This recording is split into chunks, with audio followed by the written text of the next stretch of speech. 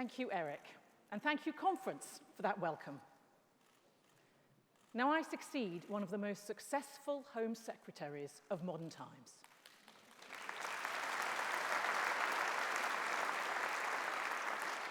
You may define success as holding the post for longer than any prior Conservative incumbent since World War II.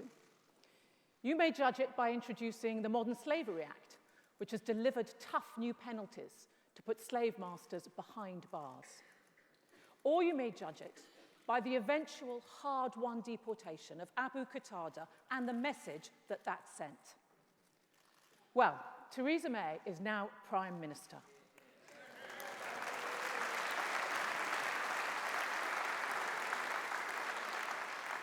And I am honoured to be Home Secretary in her Conservative-only government.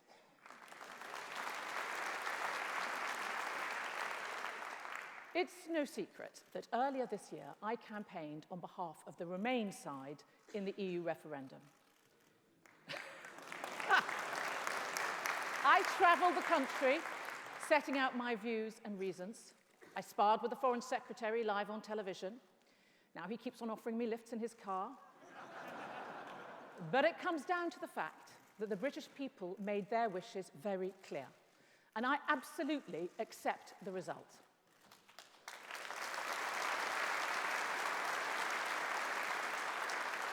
Our country does this very well. We debate, we argue, we can disagree. But as a proud democratic country, we know that the result is binding and that we must respect the will of the people. So this is my undertaking to you today, that as we leave the European Union, my department will play its part in fighting for and securing the best possible outcome for our country.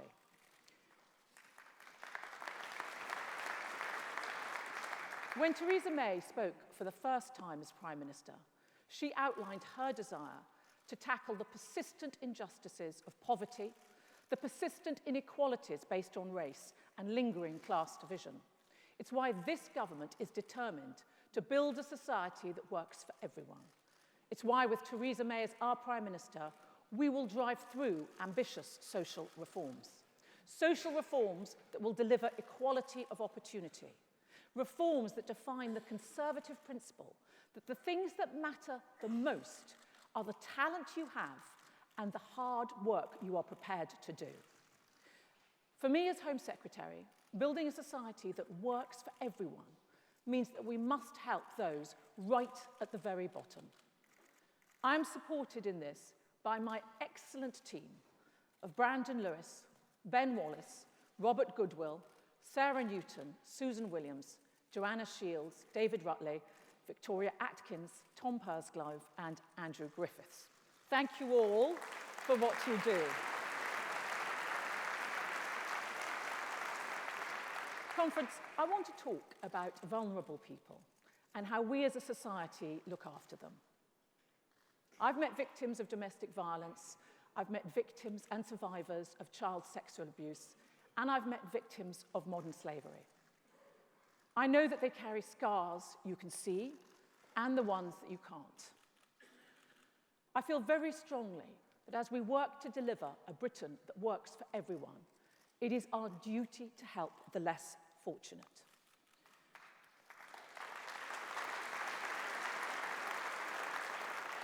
This means that we have to discuss issues that can make us feel uncomfortable. Domestic abuse is still a huge problem. It can mean that home isn't a place of safety and comfort. There is some progress. The volume of prosecutions and convictions for domestic violence are at their highest ever levels. That means more victims are seeing justice than ever before. The same can be said of prosecutions for rape. It's a crime that society now understands far better. Victims are starting to feel more able to come forward and believe they will receive the proper support. We've allocated £80 million to stopping violence against women and girls, to fund rape support centres, national helplines, and operations to promote early intervention and prevention. But many women and men still live in fear of other partners, of their partners. Many women and girls still find themselves in circumstances where they don't think they can say no. What should be a very clear line so often isn't, and there is absolutely no excuse. We and the police have more work to do. It is as much about being clear what behaviours are acceptable as it is about investigation and prosecution. As I said at the outset, my predecessor was responsible for putting in place the first major piece of legislation of its kind in Europe aimed at eradicating modern slavery. It is a barbaric crime perpetrated by individuals who prey on vulnerable men and women, intimidating them into a state of extreme fear, trafficking them from one country to another, ripping them away from their loved ones, stealing any money earned, and reducing their victims' dignity to nothing. The fact is that we are an affluent country. We do not know or do not see the people who have effectively been kidnapped, placed miles from home in squalid conditions, forced into prostitution or back-breaking domestic servitude. If we're really honest, we simply struggle to comprehend that it happens, and that it happens here. This inhuman treatment can be much closer to your homes and work than you think or want to think. As a country, we have to wake up to the reality of modern slavery, and we will continue to lead the global fight to eradicate it.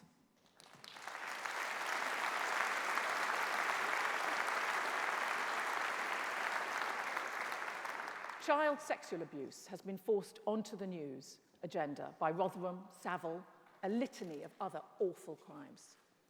It's something we can no longer be in denial of. As a society, we fail gravely if we cannot say that we did and are doing our utmost to defeat it. And in that spirit, we should be deeply angry when our children are failed by government agencies. That is why the independent inquiry into child sexual abuse is essential. We must confront the truth of these distressing failings and learn the lessons that make sure that this never happens again. We need answers to questions that have for decades been swept under the carpet. As a country, we have led the global effort in responding to the online threat of child sexual exploitation.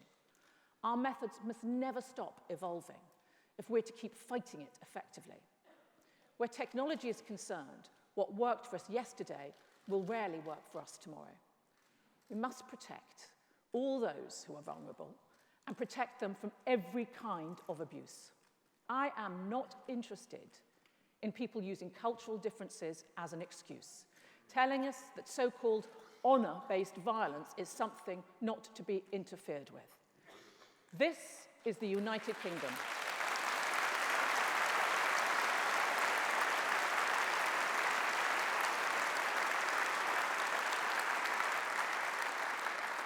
This is the United Kingdom. It has an unequivocal rule of law. If you want to live here, you abide by it, no matter where you come from.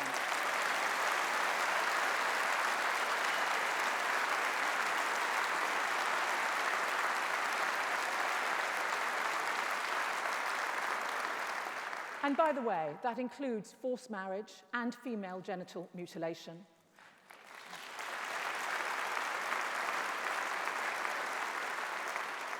Ending this brutal practice is a priority.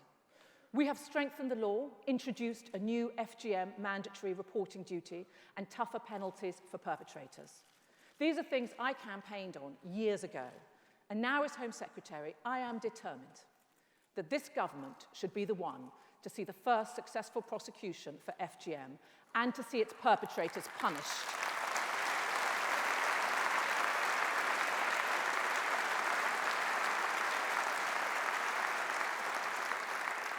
But our compassion does not stop at the border.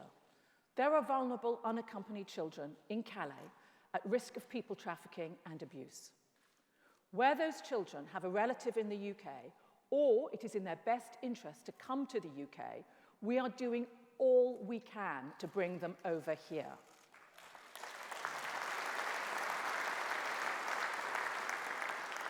Conference, we can only stand up and look at ourselves with true self-respect if we are doing our best for those less fortunate, for those that have fallen on hard times, for those who have no one else to stand up for them. We will not let them suffer behind closed doors. Now, the British people sent a clear message in the referendum. There can be no question that recent levels of immigration motivated a large part of the vote. But concerns about immigration did not just spring out of nowhere. 20 years ago, levels of immigration weren't really an issue in British politics. As net migration has risen, that has changed. I've seen why, as a member of Parliament for the beautiful towns of Hastings and Rye. Thank you, Hastings. Hastings is a seaside town that has experienced relatively high level of migration over the past 2 decades. That's led to legitimate concerns around the pressures put on housing, public services, and wages. The Prime Minister recognised this and took action to reduce net migration in the areas she could when she was in my position. And now, as Home Secretary, it is my responsibility to do the same and to make sure people's concerns are addressed. As you know, the Conservative Party was elected on a manifesto commitment to reduce net migration to sustainable levels. That means tens of thousands, not the hundreds of thousands. And my commitment to you today is that I'll be working with colleagues across government to deliver this. But I am also here to level with you, Conference. This will not happen overnight. Leaving the EU is just one part of the strategy. We have to look at all sources of immigration if we mean business. Now, a lot has improved since 2010, from annual net migration under Labour rocketing almost fivefold. The Conservative-led coalition stopped 875 bogus colleges bringing in overseas students, tackled abuse of student visas, and reformed the family system. And I would like to recognise my predecessor's actions in driving these changes through. Since then, she has been freed from the shackles of the coalition. Without Nick Clegg and Vince Cable there to hold her back, she passed new Conservative legislation to make sure that immigrants heading to these shores are going to make a positive contribution. And my job is to press on with implementing this legislation. So today I'm announcing that from December, landlords that knowingly rent out property to people who have no right to be here will be committing a criminal offence. They could go to prison.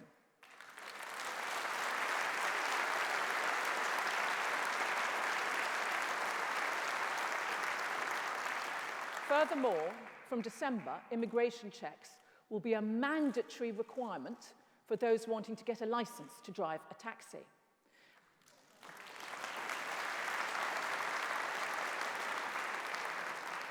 And from next autumn, banks will have to do regular checks to ensure they are not providing essential banking services to illegal migrants.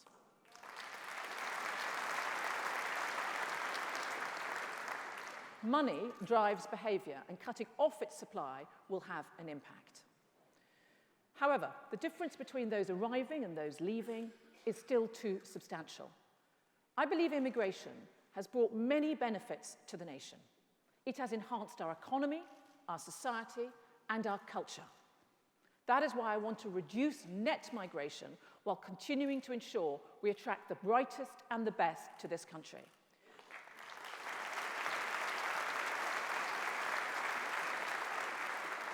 Because it's only by reducing the numbers back down to sustainable levels that we can change the tide of public opinion. So once again, immigration is something we can all welcome. So I can announce today we will shortly be consulting on the next steps needed to control immigration.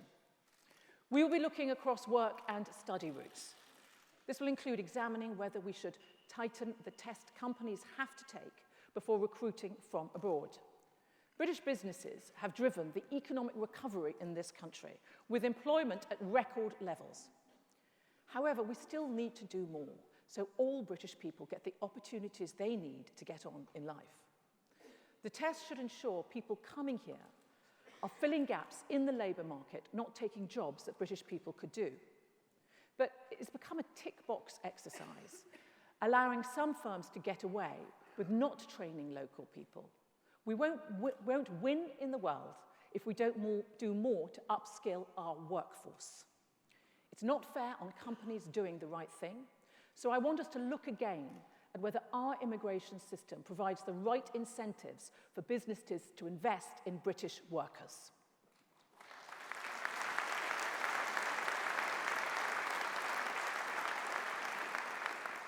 We will also look for the first time at whether our student immigration rules should be tailored to the quality of the course and the quality of the educational institution. Now, I'm proud that we have world-leading centres of academic excellence.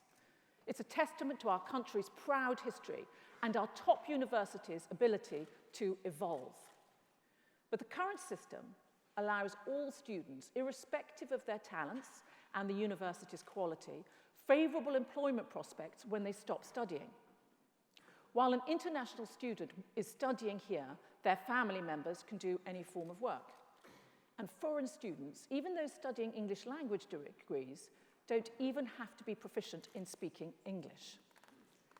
So we need to look at whether this one-size-fits-all approach really is right for the hundreds of different universities providing thousands of different courses across the country. And we need to look at whether this generous offer for all universities is really adding value to our economy. I'm passionately committed to making sure our world-leading institutions can attract the brightest and the best. But a student immigration system that treats every student in a university as equal only punishes those we should want to help. So our consultation will look at what more can we do to support our best universities and those that stick to the rules to attract the best talent, while looking at tougher rules for students on lower quality courses.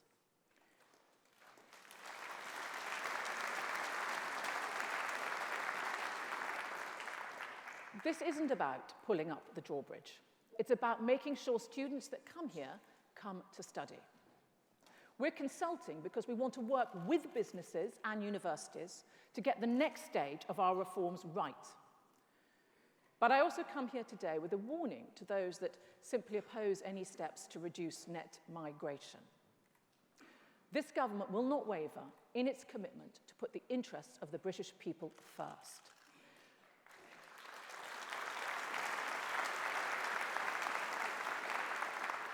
Reducing net migration back down to sustainable levels will not be easy, but I'm committed to delivering it on behalf of the British people. So work with us, not against us, and we'll better control immigration and protect our economy. Systems evolve. We have to adapt. Our consultation will do that.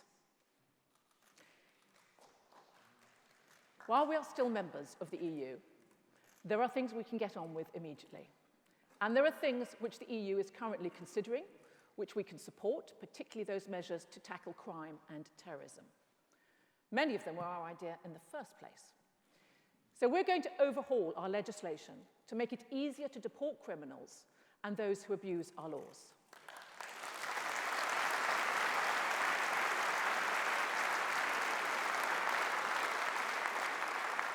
By setting out in legislation what is in the fundamental interests of the UK, we will make it easier to deport EU criminals, aligning their fortunes more closely with those from outside the EU. And, going one step further, for the first time, we will deport EU nationals that repeatedly commit so-called minor crimes in this country.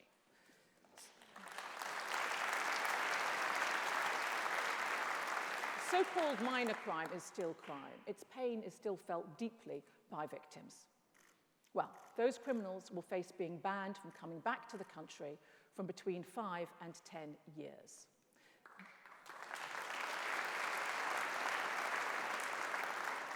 That delivers on a very clear manifesto pledge. And today I can tell you that I will deliver on another. Conference, you might have heard that Jeremy Corbyn wants the government to bring back a migration fund Gordon Brown introduced after Labour let immigration spiral out of control. Jeremy Corbyn seems to think it's a substitute for tackling action against immigration. Well, if there's one thing we don't need, it's policy advice from the man who almost bankrupted Britain and the man that wants to do it all over again.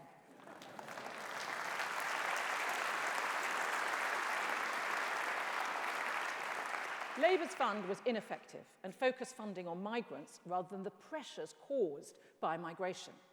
Money was spent on translation services rather than English lessons. Councils were given money to promote recycling rather than the support they needed to ease housing pressures.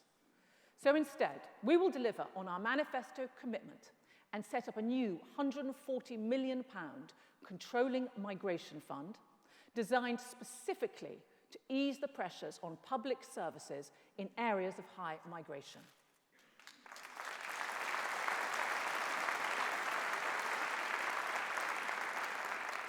And at the same time, it will implement strategies to reduce illegal immigration. The fund will build on work we have done to support local authorities, to stop giving housing benefit to people that have no right to be in the country, to reduce rough sleeping by illegal immigrants, and to crack down on the rogue landlords whose illegal migrants are housed in the most appalling conditions.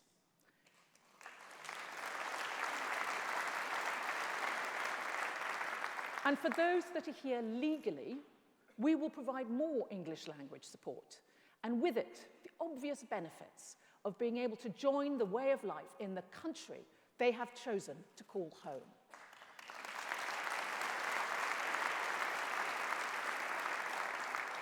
So, conference, today I'm setting out how we will get immigration under control.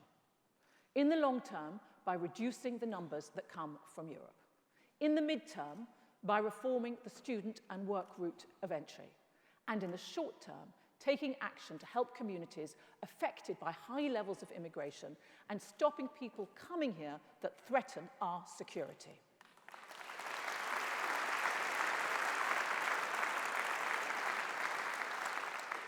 As your Home Secretary, my primary concern is protecting our way of life and delivering the security measures we require to ensure this.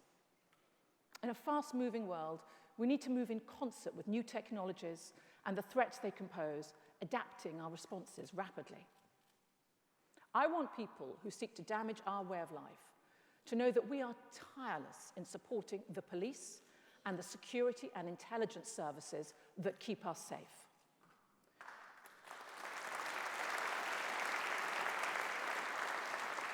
The people who do these jobs work long hours in challenging conditions, often with little praise or thanks, frequently at risk to themselves and for all our benefit.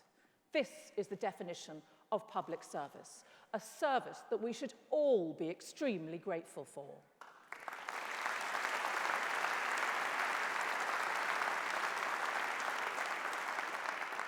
The intelligence briefings I read on a daily basis tell me how dangerous the threat from Daesh really is.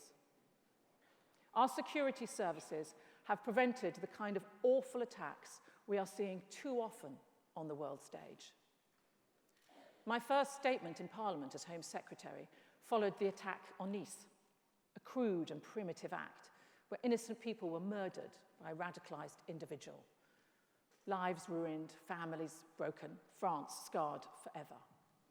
It could have been any of us at a different place, at a different time in a different place.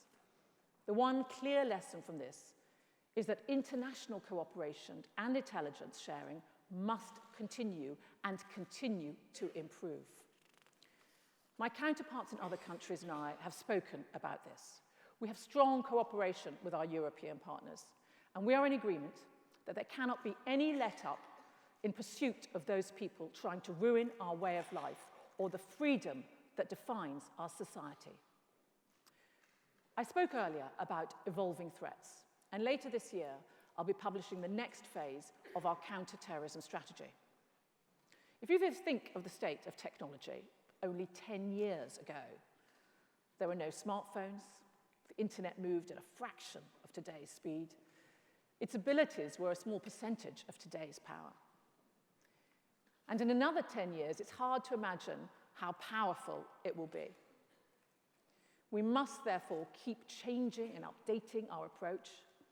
And with this in mind, the Investigatory Powers Bill will be crucial. It will ensure that our police and security and intelligence agencies have the powers they need to keep us safe in an uncertain world.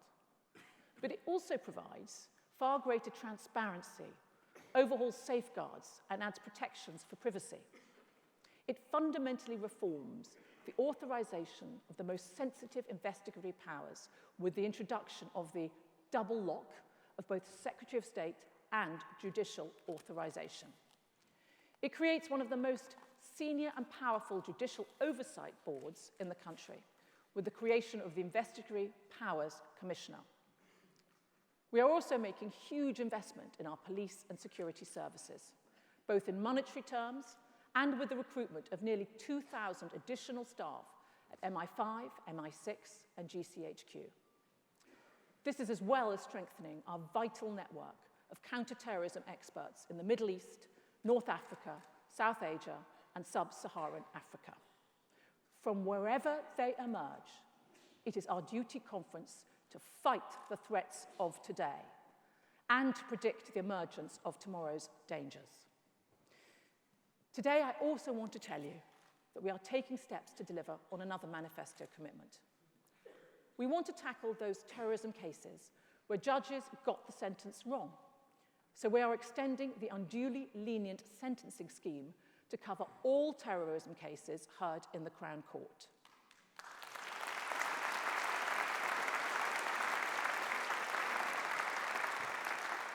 To give you, the public, if you believe an error has been made, the right to ask the Attorney General to look again at those sentences. Let's talk about money and the role it plays in funding terrorism and organised crime. In the UK, much of the money originates from anonymous donations, often donated by people unaware of where it is really going. We're therefore seeking to expand our work on greater transparency with the Charity Commission and in the financial services sector to stymie the flow of money to extremists. I cannot exaggerate how crucial it is to turn off the funding tap to those who would attack our way of life. To this effect, I will be introducing legislation in Parliament that will tackle criminal finances. It's an obvious point, but financial profit is the principal driver for almost all serious and organised crime. Our new legislation will give new powers to law enforcement agencies to track the criminals involved down, criminals who are laundering something in the region of $1.6 trillion globally every year. And at that level, clearly, the services of the financial, legal, and accountancy sectors are in play. Laundering that volume of money seriously undermines the integrity and reputation of our financial markets. It includes the very institutions that hard-working taxpayers like you depend on for your pensions and savings. We owe it to you to keep those houses in order and beyond reproach. As crime evolves and threats change, we have made available significant resources to the police so that they can transform, innovate, and stay ahead. As we develop our capabilities to tackle modern crime, we must also finish the task of reforming our policing system and make a reality of the reforms to the Fire and Rescue Service. Police and crime commissioners will continue to play an absolutely vital role. Where it makes sense locally to do so, we will enable them to take responsibility for their fire and rescue services. They have demonstrated they have the scope and authority to look beyond policing, to join up local criminal justice and emergency services, and to improve services for victims. And I would like to thank them for their work across the country.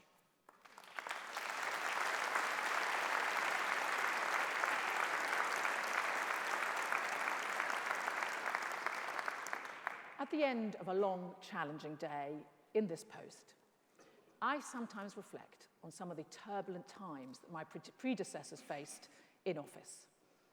From the IRA, the Cold War, and over the years, the numerous other threats from terrorism, espionage, and organised crime. They must, in their time, have seemed almost insurmountable, with the gravest of consequences if we had faltered in facing them.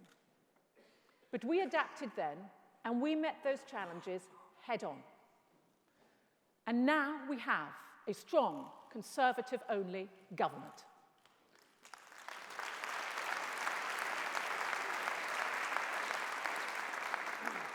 one that puts the greatest value on protecting our way of life, and one that will do whatever it takes to defend it from those who seek to destroy it.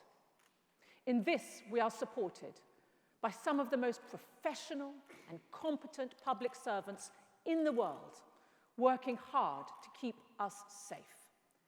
We have a Conservative-only government that is 100% committed to putting Britain's interests first, delivering both the security of our borders and control of who comes in. It is this government that will work tirelessly to protect our society and some of the most vulnerable in it.